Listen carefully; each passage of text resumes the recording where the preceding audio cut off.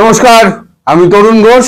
আমি যে পোস্টটা দিয়েছি সেই পোস্টটা হচ্ছে ইউনূসের বিরুদ্ধে মামলা হতে যাচ্ছে। এখন মজার কথা হচ্ছে, আপনারা সাক্ষী দর্শক, আমি বহুবার বলেছিলাম যে ডিপ স্টেটকে বিশ্বাস করবেন না, য পলায়তি স জীবতি, আপনি পালান। কিন্তু উনি আমার কথা শোনেননি। গরিবের কথা কিন্তু বাঁশি হলেও সত্যি হয়। এখন মার্কিন যুক্তরাষ্ট্রের পরামর্শে সরকার অথবা কোনো ব্যক্তি ইউনূসের নামে শীঘ্রই মামলা করতে চলেছে। তিনি যে 666 কোটি টাকা করমুকুব করিয়েছেন ক্ষমতার অপব্যবহার করে, তারপর 5 বছর না কত বছরের জন্য তার ওই ব্যাংকের একটা ঢপের চপ ব্যাংক রয়েছে, তার ব্যাংকের আপনার যত কর আছে, যত এই সমস্ত ট্যাক্স আছে, সেগুলো মুকুব করিয়েছেন। ঋণ তো মুকুব করিয়েছেন, করও মুকুব করিয়েছেন। তারপর বিভিন্ন প্রকল্পের নাম করে মিলিয়নস অফ ডলার্স উনি পকেটস্থ করেছেন। এই সবের ভিত্তিতে তার প্রতি একটা মামলা তার উপরে করা হচ্ছে। সেটা ব্যক্তির বিরুদ্ধে ব্যক্তি করছে নাকি কোনো সরকার, তারেক রহমানের সরকার করছে, সেটা পরিষ্কার এখনো নয়। তবে এটা মার্কিন যুক্তরাষ্ট্রের পরামর্শে হচ্ছে, এটা পরিষ্কার। এবং তিনি যে দেশ ছাড়তে পারবেন না, সেইটা সম্ভবত ইস্যু করা হবে সেনাবাহিনীর তরফ থেকে। এই দায়িত্বটা হয়তো সেনাবাহিনীকে দেওয়া হয়েছে, অথবা কালকে ক্ষমতা হাতে নেওয়ার পর তারেক রহমান হয়তো এই ব্যাপারে হয়তো নিষেধাজ্ঞা জারি করতে পারেন। অর্থাৎ ইউনূস যেদিক দিয়েই হোক না কেন ফাঁসছেন। এক মামলায় ফাঁসছেন, দুই দেশ থেকে ফাঁসছেন। আমি বলেছিলাম এখনো সময় আছে, পালান। এই নিজের কবর নিজে আপনি খুঁজছেন, তখন আমার কথা শোনেননি। আপনার সব সাঙ্গপাঙ্গ যারা আছেন তারা আপনাকে ভুল বুঝিয়েছিল। আর আপনার সব এই জামাতি দল আছে না, যারা আমায় লিখে বেড়ায় গুজববাজ অমুক তমুক, ওই গুজব করতে করতে আজকে কিন্তু 5ই আগস্ট 2024 থেকে আজকের বাংলাদেশকে এই জায়গায় এই গুজববাজ নিয়ে আসছে, বুঝলেন? আরো অনেক লোকজন আছে, তারা একবার এদিকে ছাতা ধরে, একবার ওদিকে ছাতা ধরে। এই গুজববাজ কিন্তু কোনদিন ছাতা এ মাথা ও মাথা করেনি, একই ব্যক্তির উপরে ছাতা ধরে রেখে দিয়েছে। এটাই হচ্ছে আমার সঙ্গে তাদের তফাৎ। দ্বিতীয় একটা গুরুত্বপূর্ণ খবর আছে। দ্বিতীয় গুরুত্বপূর্ণ খবর হচ্ছে যে খুব শিগগিরই হয়তো সেনাবাহিনী ব্যারাকে ফিরে যাবে। আপনাদেরকে বলা, আপনার সেনাবাহিনী যিনি সেনাপ্রধান ওয়াকারুজ্জামান, তিনি বহুদিন ধরেই বলে আসছেন যে আইন শৃঙ্খলা রক্ষা করা আমাদের কাজ নয়, আইন শৃঙ্খলার কাজ শেষ করে আমার সেনাবাহিনী ব্যারাকে ফিরতে চায়। এখন একটা নির্বাচিত সরকার হয়ে গেছে, তারা ক্ষমতা নিয়ে নিচ্ছে, ক্ষমতা নিয়ে তারা এবার নিজেদের মতো দেশ চালাবে। সেনাবাহিনী ব্যারাকে চলে যাবে। সেটা 18 তারিখ যাবে কি 20 তারিখ যাবে কি 22 তারিখ যাবে, সেটা এখন ওয়াকারুজ্জামানের সঙ্গে তারেক রহমানের সঙ্গে কথা বলার পর এটা ঠিক হবে। তবে সেনাবাহিনী যদি ভেতরে চলে যায় ব্যারাকের ভেতরে, তারপরে পরিস্থিতিটা কি হবে সেটা ভাবলেই কিন্তু আমার গা কিন্তু শিউরে উঠছে। কারণ এখন তো আর মব বলা যাবে না, এখন বলা হবে প্রেসার গ্রুপ। এই যাদের ওপরে তো একদিন প্রেসার গ্রুপ চড়াও হয়েছিল, তারা যদি এখন প্রেসার গ্রুপ হয়ে পাল্টা চড়াও হয়, তখন কি হবে? তখন কিন্তু মশাই খুব বিপদ। এই যে প্রেসার গ্রুপ যারা আছে, যারা এখন এদিক ওদিক লুকিয়ে রয়েছে, এই প্রেসার গ্রুপ, কালকেও আমি বলেছি, যদি 2-3 ঘন্টা সময় পায়, পুলিশকে তো সব পকেটস্থ করে রেখে দিয়েছে। আর পুলিশেরও রাগ রয়েছে, যদি পুলিশের সামনে পেটায় তাহলে পুলিশও মুখ ঘুরিয়ে থাকবে, কারণ তাদের 3,500 কি 3,700 পুলিশ তাদের জীবন গেছে, তারা জীবনে এটা ভুলবে না। সুতরাং ওই প্রেশার গ্রুপ যদি মাঠে নেবে, এই যারা গুজববাজ বলে এ দিচ্ছে না, সব ভুয়ো তথ্য দেয়, অমুক দেয় তমুক দেয়, হ্যাঁ এই লোকটাকে কেন ডেকে আনেন, এই লোকটা যে দাম না থাকতো তাহলে লোকে ডাকতো না আমাকে। বুঝতে পারছেন? আপনারা যা লেখেন আপনাদের কিন্তু ডাকে না। আপনাদের 4 লাইন বলার ক্ষমতা নেই, 6 লাইন খবর জোগাড় করার ক্ষমতা নেই। আপনাদের বিদ্যে হচ্ছে ওই কমেন্টে 4 লাইন লিখে আমাকে গুজববাজ বলে গালি দেওয়া। এটাই আপনাদের সন্তুষ্টি। তা আপনাদের সন্তুষ্টি নিয়ে আপনারা থাকুন, তাতে আমার কিছু যায় আসে না। তবে দিন শেষে কথাটা হলো, যদি সেনাবাহিনী এই মাসের মধ্যে ব্যারাকে ফিরে যায় এবং ইউনূস যদি ধরা পড়ে এবং ইউনূস যদি দেশ ত্যাগ করে পালাতে না পারে, তার ব্যবস্থা যেটা করা হচ্ছে, তাহলে পরে কিন্তু বাংলাদেশ কিন্তু একটা আবার অস্থির পরিস্থিতির মধ্যে যাবে। সেটা এখন তারেক রহমান সামলাবেন কি করে, সেটা তারেক রহমানের একটা মাথায় বড় চিন্তা হিসেবে তখন দেখা দেবে। এখন দেখা যাক, পরিস্থিতি এখন খুবই ঘোলাটে। আগামীকাল শুনলাম 18 নয় 17 তারিখ, আগামীকাল ওনার শপথ গ্রহণ অনুষ্ঠান। উনি আগে শপথটা নিন, শপথটা নিয়ে তারপরে ভারতবর্ষে ওই একটা ব্রেকিং খবর আপনাদের দিই, সেটা হচ্ছে তারেক রহমান তার প্রথম ভিজিট ঠিক করেছেন ভারতবর্ষে। তিনি শপথ নিয়ে সরকারের গদিতে বসে তার প্রথম বিদেশ সফর হবে ভারতবর্ষ। আর মোদিও তাকে আমন্ত্রণ জানিয়েছেন, তিনি হয়তো ভারতবর্ষে আসবেন। এলে পরে ভারতবর্ষে তার সঙ্গে মোদির কথা হবে, যেটা ইউনূস এতদিন ধরে চেষ্টা করেও পারেনি। সেটা এখন তারেক রহমান কিন্তু সেই জায়গায় পৌঁছে গেছেন। এখন আপনারা অনেকেই হয়তো বলবেন, তাহলে বিএনপি এর কাছে পেয়ে তাহলে আওয়ামী লীগকে কি ভুলে গেল? তা নয়, সবটাই কিন্তু হচ্ছে কূটনৈতিক খেলার অঙ্গ। এই কূটনৈতিক খেলা, এটা যেটা শুরু হয়েছে সেটা শেষ হতে হতে 6 মাস কি 1 বছর সময় লাগবে। তবে তার আগে শেখ হাসিনা দেশে ফিরবেন যে কোনো দিন। মানে তারেক রহমান ভারতবর্ষে এসে পৌঁছানোর পর যে সমঝোতা পত্রে সই হবে, সেই সমঝোতা পত্রে সই হওয়ার পর শেখ হাসিনা দেশে ফিরবেন এবং তার রাজনৈতিক কর্মকাণ্ডে যোগ দেবেন। তারপরে একটা মিলিজুলি ইলেকশন হবে। মিলিজুলি মানে কি? মানে ইনক্লুসিভ ইলেকশন। তার মানে লোক দেখানো পাতানো ইলেকশন নয়, মিলিজুলি মানে পাতানো ইলেকশন নয়, হচ্ছে ইনক্লুসিভ ইলেকশন একটা হবে। ইনক্লুসিভ ইলেকশনে যেই জিতে আসুক, সে বিএনপি জিতে আসুক, সে আওয়ামী লীগ জিতে আসুক, তার সঙ্গে ভারতবর্ষ কাজ করবে। আর ইউনূস সাহেবকে আমি বলি, ইউনূস সাহেব আপনি তো আমার কথা শুনলেন না। গরিবের কথা বাসি হলেও মিথ্যা হয় না। এখন দেখুন আপনি কি করে বাঁচবেন। আপনার তো বাঁচার সব রাস্তা বন্ধ। আর আপনার মামলা কিন্তু আইসিটিতেই হবে। কেন বলুন তো? আপনি কিন্তু মানে বাংলাদেশের নাগরিক নন, আপনি ইউনাইটেড স্টেটস এর নাগরিক। এবং এখানে এসে আপনি জোর করে ক্ষমতায় বসিয়েছেন। তারা যারা এখন ক্ষমতায় আপনাকে বসিয়েছিল তারা কিন্তু মুখ মানে ফিরিয়ে পালিয়ে গেছে, তারা কিন্তু নেই। এটাই হয়, ডিপ স্টেট যখন কাজ হয়ে যায় তখন ঝেড়ে ফেলে দেয়, সে ফিরেও তাকায় না। এখন আপনি এবার বুঝুন আপনি কি করবেন। আমার কথা আপনি শুনে তখন পালালেন না। যদি পালাতেন তাহলে প্রাণটা আপনার বাঁচত।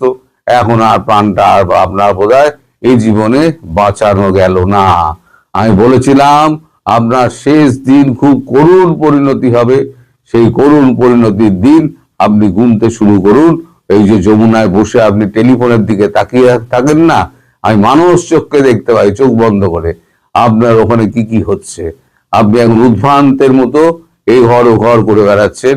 আমার মনে হয় এটা আমার কল্পনা থেকে বলছি আমি, এর সঙ্গে বাস্তবের মিল আছে কিনা আমি বলতে পারবো না। তবে এটা হলেও হতে পারে যে ইউনূস সাহেব এখন পাগলের মতো ছোটাছুটি করছেন।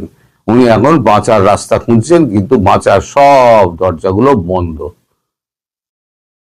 এখন দেখা যাক ভবিষ্যতে কি হয়। তবে যেটা বললাম, ইউনূস তার বিদেশ সফর বন্ধ হচ্ছে। তার ইচ্ছা ছিল তিনি ইন্দোনেশিয়া হয়ে তিনি জাপান যাবেন, যা হচ্ছে না। তার দেশ ত্যাগ বন্ধ। 2 হচ্ছে ইউনূসের বিরুদ্ধে মামলা হচ্ছে। 3 হচ্ছে সেনাবাহিনী ব্যারাকে ফিরছে খুব শিগগিরই। এবং 4 হচ্ছে দায়িত্ব নিয়ে ভারতবর্ষে প্রথম বিদেশ সফর করবেন তারেক রহমান। 4টে খবর আমি একসঙ্গে করে দিলাম। সবাই ভালো থাকবে।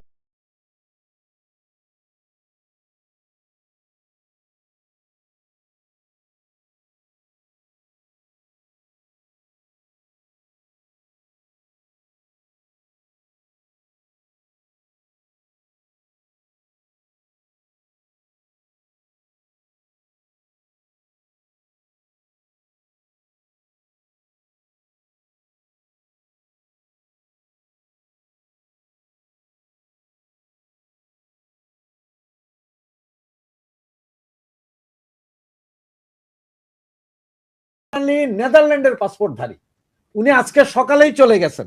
এর ভিতরে আরো কে কে চলে যায় সেটা হচ্ছে দেখার বিষয়। আমরা বিশৃঙ্খলা সৃষ্টি যদি করতে চাইতো আওয়ামী লীগ, তাহলে নির্বাচনের সময় কেন্দ্রকে কেন্দ্র জ্বালাই দিতে পারতো। রাইতের বেলা একটা পেট্রোল বোমা মাইরা দিয়ে তো জ্বালাই দিতে, তা একজনের সম্ভব? একটা পেট্রোল বোমা মারা একজনের দ্বারা সম্ভব, একটা কেন্দ্র। আওয়ামী লীগ কোনো বিশৃঙ্খলায় যায় নাই। কাজে আওয়ামী লীগের মাথায় একটা ছিল, যেটা দেশের মানুষ বুঝতেছে এখন, মাথায় একটা ছিল যে এই দেশকে যেই পরিমাণ উন্নত করছে গত 17-15 বছরে, মানুষের ভিতরে যে একটা ভালোবাসা গত 18 মাসে আওয়ামী লীগ পাইছে, এইটা আওয়ামী লীগ নষ্ট করবে না, এইটাকেই ক্যাশ করছে। যার কারণে আওয়ামী লীগ দাঁড়ায় আছে। আজকে যদি ঢাকা কেন্দ্রীয় আওয়ামী লীগের কেন্দ্রীয় কার্যালয়ের সামনে লুঙ্গি পরা লোকজন জাতীয় পতাকা তুলে স্যালুট দেয়, তার মানে বুঝছেন মানুষের ভালোবাসা কোথায় আছে। এবং বাংলার মানুষ জানে যে আওয়ামী লীগ অযথা হিসাব পেশ কি করবে না, আওয়ামী লীগ রাজনীতি করবে, আওয়ামী লীগ ভোটের মাঠে খেলবে, ভোটাভুটিতে খেলবে। আওয়ামী লীগ 24-এর 5ই আগস্টের মতো সন্ত্রাস করে আসবে না। এই নির্বাচনটা মানেন চাই না মানেন, মানতে আপনাকে বাধ্য। 15ই ফেব্রুয়ারির ইলেকশন যেমন মানতে হয়েছে, বাকি ইলেকশন গুলো যেরকম মানতে হয়েছে সাংবিধানিক কারণে, এইটাও সাংবিধানিক কারণে মানতে হবে। সুতরাং সব ইলেকশন গুলোই বৈধ, কোনোটাই অবৈধ করতে পারবেন না। আপনি যদি কোন 14, 18, 24 অবৈধ, তাহলে এই 3টে তো বাতিল হয় নাই, এগুলো অবৈধ। যার কারণে এখন ত্রয়োদশ হয়েছে। সুতরাং আওয়ামী লীগ আছে, আওয়ামী লীগকে কেউ প্রতিষ্ঠা করতে হবে না। না না, 96-এর 15ই ফেব্রুয়ারি ইলেকশনকে অবৈধ করা গেছে, এরশাদের 88, 86 ইলেকশনকে আমরা বাতিল করতে পারছি। যেখানে এত মানুষকে মেরে ফেলা হয়েছে মুক্তিযুদ্ধের সময়, সেইখানে পাশ করছে একজন স্বাধীনতা বিরোধী সাজাপ্রাপ্ত, মানবতা বিরোধী, স্বাধীনতা বিরোধী সাজাপ্রাপ্ত আসামির ছেলে। ওই অঞ্চলে ওই আসনের আওয়ামী লীগ, বিএনপি এবং বামপন্থী নেতাদের গলায় দড়ি দিয়ে মরে যাওয়া উচিত। এখন বিএনপি দোষবে আওয়ামী লীগকে, আবার বামপন্থীরা দোষবে বিএনপি এবং আওয়ামী লীগকে। এগুলো দোষাদোষী, দায় নিতে হবে, দায়িত্ব নিতে হবে। আওয়ামী লীগকেও যেমন দায়িত্ব নিতে হবে, বিএনপিকেও দায়িত্ব নিতে হবে, বামপন্থীদেরও দায়িত্ব নিতে হবে। এই স্বাধীনতা বিরোধী, এই যারা স্বাধীনতা বিরোধী শক্তির যে যারা অগ্রভাগে ছিল, তাদের পুত্র কিভাবে সেখানে পাশ করে? কি করে সম্ভব? ঢাকার মতো জায়গায় অনেকেই দুষতেছে যে রংপুরে তারা মফিজ, তাই তারা ভোট দিয়েছে। মিরপুরে তো আর, এই ঢাকাতে তো আর মফিজেরা থাকে না, এইখানে কিভাবে পাশ করলো? যে জামাতের আমির নিজের এলাকায় গিয়ে জামানত হারায়, ঢাকা শহরে সে কিভাবে পাশ করলো? এখানে তো মফিজেরা থাকে না। এই যে মেটিকুলাস ডিজাইন, এই ডিজাইন যদি আপনি ঠেকিয়ে দিতে চান, তাহলে অবশ্যই বাংলাদেশে গণতান্ত্রিক প্রক্রিয়া চালু রাখতে হবে। যদি আপনি গণতান্ত্রিক প্রক্রিয়া চালু না করেন, এইভাবে আপনি দেখেন সেনাবাহিনীর হাতে এই জামাতেরা কিন্তু ডলা খায় না। কারণ কি? সেনাবাহিনীর হাতে ডলা কারা কারা খেয়েছে? বিএনপিও খেয়েছে। সেনাবাহিনীর প্রধান এই দলটি প্রতিষ্ঠিত করেছে, ক্যান্টনমেন্ট থেকে জন্ম যে দলে, সেই দলকেও কিন্তু ডলা দিয়েছে। আওয়ামী লীগকে তো ডলা দিতেই আছে 75 থেকে, এবং আরো দিবে এই সেনাবাহিনী। মোল্লার মিলিটারি কোনোদিন আওয়ামী লীগের পক্ষে না, আওয়ামী লীগের আপনি বুঝাইতে পারবেন না, খোদা আওয়ামী লীগেরই বুঝাইতে পারবেন না। এটাই হলো চীনের দুঃখ। রইল বাকি বিএনপি যদি মনে করে সে ক্যান্টনমেন্ট থেকে এসেছে, জন্ম নিয়েছে, তাকে সেনাবাহিনী সহযোগিতা করে, তার 17 বছর ক্ষমতার বাইরে থাকলো কেন? রাজপথ দিয়ে চলে যেতে হয়েছিল কেন? আর এই যে জামাতিরা এই সেনাবাহিনীকে এমন ভাবে বাংলাদেশের সেনাবাহিনীতে এবং বাংলাদেশের বিশেষ বিশেষ প্রতিষ্ঠানে জামাতিরা এমন ভাবে গোপনে রয়েছে, যার প্রতিক্রিয়া আপনি, যার প্রতিফল আপনি ৭৭ বা ৮০টা সিট তারা দখল করেছে। এটার দায় কার? এই দায় নিতে হবে আওয়ামী লীগের, এই দায় নিতে হবে বিএনপির, এই দায় নিতে হবে বামপন্থীদের সকলের। তারা দোষ দিতে পারে, যেমন মির্জা ফখরুল সাহেব বলেছে যে নিপীড়নের কারণে জামাতের উত্থান ঘটেছে। তাহলে নিপীড়নের কারণে তো তাহলে আওয়ামী লীগের উত্থান ঘটবে, তখন কি করবেন? নিপীড়নের কারণে আপনাদের উত্থান ঘটে না কেন? বিএনপিকেও তো নিপীড়ন করা হয়েছে। মির্জা ফখরুল সাহেব যে কথাটা বললেন যে নিপীড়নের কারণে জামাতের উত্থান ঘটেছে, তাহলে মৌলবাদের শক্তির উত্থান ঘটেছে, আর নিপীড়নের কারণে বিএনপির উত্থান ঘটলো না কেন? এই প্রশ্নটা তো তাকে করা যেতে পারে। আচ্ছা, ধরে নিলাম নিপীড়নের কারণে উত্থান ঘটেছে, কিন্তু মৌলবাদী শক্তিকে ঠেকিয়ে রাখার দায়িত্ব তো বিএনপিরও, বামপন্থীদেরও, শুধু তো আওয়ামী লীগের না। যদি বলো সব আওয়ামী লীগ করবে, তাহলে আপনারা আওয়ামী লীগে যোগ দেন। যদি তারা বলে যে আওয়ামী লীগই সব করবে, তাহলে তার আর কোনো দলের দরকার নেই। তাদের দায়িত্বটা কি? কিন্তু সবাইকে দায় নিতে হবে।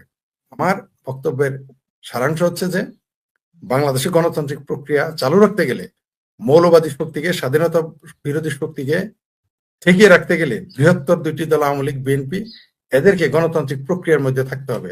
যদি না থাকে, প্রতিবারই এরকম ডলা তারা খাবে। ডলা বলতে আমাদের জামালপুরের ভাষায় বললাম, সিরাজগঞ্জের ওই দিকের ভাষায় বললাম, ডলা মানে তারা এরকম বিপদে পড়বে, নির্যাতন হবে, নিপীড়িত হবে, ক্ষমতাচ্যুত হবে ভিন্ন কায়দায়। আপনি কি মনে করেন যে এই জামাতিরা এই ৭৭ বা ৮০টি জোট সহজে আসনটি পেল, এরা কি বসে থাকবে? এরা বসে থাকবে না, এরা ভেতরে ভেতরে কাজ করবে। এরা কাঠের ভিতরে ঘুণ পোকার মতো ঢুকে যাবে। বিএনপির ভিতরে, আওয়ামী লীগের ভিতরে আছে, আরো ঢুকে যাবে। আপনি দেখেন না, কালকেও তাদের অফিসে লোকজন নাই, মানেটা কি? তাদের অফিসে তারা এত আসন পেল, এত, তাদের তো খুশি হওয়ার কথা। তারা স্বাধীনতার পর এত আসন তো স্বপ্নও ভাবে নাই। যদি এরা একটা প্রবাহ তৈরি করেছিল তারা ক্ষমতায় চলে যাবে, কিন্তু আমরা তো জানতাম যাবে না। কারণ বাংলাদেশের মানুষের প্রতি আমার বিশ্বাস ও আস্থা আছে। আপনি দেখেছেন যে ঢাকা শহরে তারা, ঢাকা বিশ্ববিদ্যালয়ে তারা ওই ছদ্ম নামে তারা ক্ষমতায় গেলেও তারা সংসদ দখল করলো। এখন দেখেন মাঠ খালি, হলগুলো দখল বেদখল হয়ে গেছে। এবং আগামী ১ মাসের মধ্যে দেখবেন এই সাদেক কায়েম নীলক্ষেতের যে ছাপ্পা বিবি, তাকে নীলক্ষেতে পালাই যেতে হবে, থাকতে পারবে না সে। তার সিমটম আপনি দেখেছেন। তো মৌলবাদী শক্তিকে রুখতে গেলে অবশ্যই বৃহত্তর দলগুলোকে, দল দুইটি, এবং যারা গণতান্ত্রিক প্রক্রিয়া চায়, যারা গণতন্ত্রে আস্থা রাখে, বিশ্বাস করে, যারা বাংলাদেশে গণতন্ত্র দেখতে চায়, বাংলাদেশকে গণতান্ত্রিক দেখতে চায়, অবশ্যই তাদের গণতান্ত্রিক প্রক্রিয়ার মধ্যে যেতে হবে, সহনশীলতার মধ্যে আসতে হবে। যদি না আসে, তাহলে আবারও মৌলবাদী শক্তি, সোজা ভাষায় বলি, মোল্লা মিলিটারি শায়েস্তা করবে। বাংলাদেশের গণতন্ত্র, বাংলাদেশের রাজনীতি, বাংলাদেশের সার্বভৌমত্ব, সবগুলো সংবিধান, এগুলো খতরামে পড়েছে, যেমন এরকম বারবার পড়তে থাকবে। শুরু হয়েছে যে নরেন্দ্র মোদী খবরের কাগজটা পড়ে আমি পুরোটা দিয়েছিলাম। আমি নিজে কোনো দায়িত্ব নিইনি, খবরের আনন্দবাজার যা বেরিয়েছে আমি সেটা হুবহু পড়ে দিয়েছিলাম। সেখানে যেটা মূল কথা লেখা হয়েছিল যে নরেন্দ্র মোদী যাবেন বলে এরকম একটা চর্চা চলছে। আমি সেই অর্থেই করেছি, আমার জিজ্ঞাসা চিহ্ন আছে, নরেন্দ্র মোদী কি যাবেন তার আগে শপথ গ্রহণ অনুষ্ঠানে? একটা মানে কোশ্চেন মার্ক ছিল। পরবর্তী ক্ষেত্রে আমি খোঁজ খবর নিয়ে যেটা জানতে পারলাম যে টুইট করার পর নরেন্দ্র মোদী নিজে ফোন করেন তারেক রহমানকে। তারেক রহমানকে ফোন করে আবার অভিনন্দন জানান, তার কন্যাকে ভালো থাকবে, আমার স্নেহ রইল তার কন্যার প্রতি। আমরা বুজরুক তো, মানে আমরা তো বয়স্ক, তাও আমাদের স্নেহের সবসময় ছোটদের দরকার হয়, তাই আপনার মেয়েকে আমার পক্ষ থেকে আমি স্নেহ এবং শুভেচ্ছা জানাই। মিসেস রহমান সম্পর্কে উনি কিছু বলেননি। এখন তারপরে যে প্রশ্নটা উনি তখন তারেক রহমান বলেন যে আর আমার একটা শপথ গ্রহণ অনুষ্ঠান আছে, আপনি এলে আমি খুব খুশি হব। নরেন্দ্র মোদী বলেন এইরকম তো আমার কাছে প্রোগ্রাম তো ঠাসা আছে, কারণ ওদিনকে ম্যাক্রন আসছেন, ব্রাজিলের রাষ্ট্রপতি আসছেন, তারপর রাশিয়ার প্রতিনিধি আসছেন, আমরা ব্রিক্স এর একটা আলোচনা ওখানে শুরু করবো, যেহেতু সেপ্টেম্বর অক্টোবরে ভারতবর্ষে ব্রিক্স এর সম্মেলন আছে। এটা হোস্ট আওয়ার ভারত। ফলে সেটা অ্যাটেন্ড করে যদি আমি সময় করতে পারি 1 ঘন্টা 2 ঘন্টার জন্য আমি যাব, কিন্তু আমি কোনো কথা দিতে পারছি না। আপনারা একটা প্রপোজাল, একটা ফরম্যাট একটা পাঠিয়ে দিন ডিপ্লোম্যাটিক চ্যানেলে, আমার পক্ষে সম্ভব হলে আমি যাব। এইটুকু উনি বলেছেন। এবং আমি তো এটা দেখালাম যে এতগুলো কাগজে সব জায়গাতেই বেরিয়েছে যে মানে প্রধানমন্ত্রী মোদী তিনি কি যাচ্ছেন, টপ স্টোরিজ সব রয়েছে এখানে।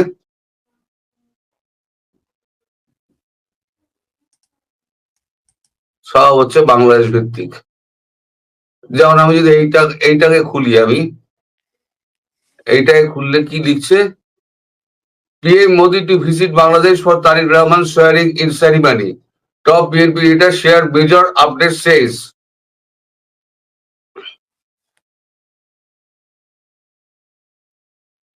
মানে এ তো মুখের কথা নয়, এ তো কাগজে বেরিয়েছে এগুলো। তো যাই হোক, এটা লিখছে india.com। টাইমস অফ ইন্ডিয়া কি লিখছে, টাইমস অফ ইন্ডিয়া লিখছে share commitment to peace stability Bangladesh BNP thanks PM Modi for wishes after victory in election। সেখানেই ভেতরে জয়ের কথা, তার যাওয়ার কথা লেখা আছে। এখানে আলোটা রিফ্লেক্ট করছে বলে এটা বোঝা যাচ্ছে না, মাথার উপরে আলোটা রয়েছে তো লেন্সের উপরে পড়ছে। এরকম 10টা খবরের কাগজ আমি দেখাতে পারি। এখন মোদি যদি সময় বার করতে পারেন তাহলে মোদি যাবেন। আরে ভারতবর্ষের প্রধানমন্ত্রীর সিকিউরিটি সম্পর্কে এদের কোনো জ্ঞান আছে? 5 লেয়ার সিকিউরিটি থাকে, ওই সিকিউরিটি ভেদ করে একটা পোকামাকড় মাছিও বলতে পারবে না। 5 লেয়ার সিকিউরিটি। তো মোদিকে গেলে মোদির সঙ্গে শেখ হাসিনাকে নিয়ে যেতে হবে। শেখ হাসিনা কি মানে এ নাকি হাতের মোয়া নাকি? শেখ হাসিনাকে চাইলেই শেখ হাসিনাকে নিয়ে চলে যাবেন মোদি?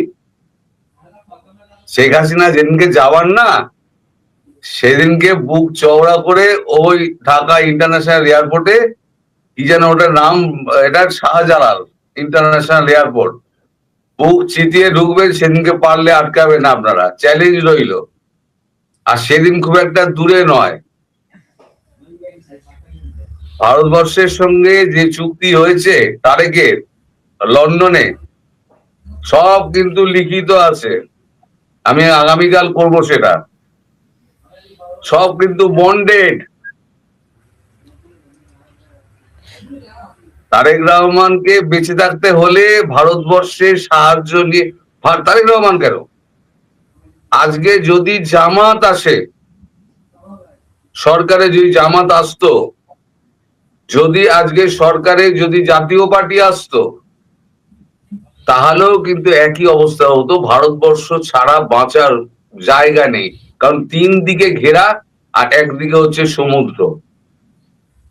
এখানে খাদ্য, পানীয় জল, ইলেকট্রিসিটি সমস্ত কিছু ব্যবহার হচ্ছে ভারতের ওপর দিয়ে, ভারতের দয়াতে।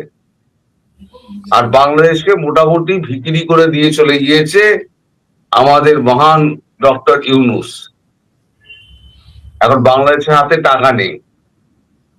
এখন ভারতবর্ষ যদি সমস্ত শর্ত মানে, তাহলে হয়তো 10-20 বিলিয়ন ডলার হয়তো বাংলাদেশকে দিয়ে দেবে, তোমরা দেশ চালাও,